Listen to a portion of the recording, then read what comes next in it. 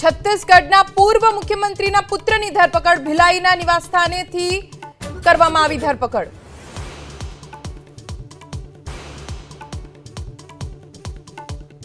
Gujarat cooperative milk marketing ફેડરેશનના chairman vice ચેરમેનની 22 જુલાઈએ ચૂંટણી। શામળભાઈ પટેલ રિપીટ થાય કે પછી અન્ય સંઘના ચેરમેનને જવાબદારી મળે તેવી અટકળો।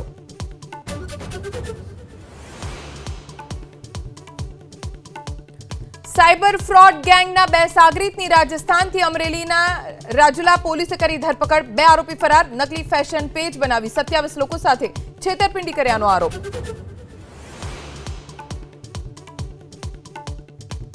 મુશળધાર વરસાદથી રાજસ્થાનનું અજમેર પાણી। રેલવે સ્ટેશન અને હોસ્પિટલ પરિસર જળમગ્ન તો શહેરના નીચાણવાળા વિસ્તારમાં મકાનમાં ઘૂસ્યા પાણી।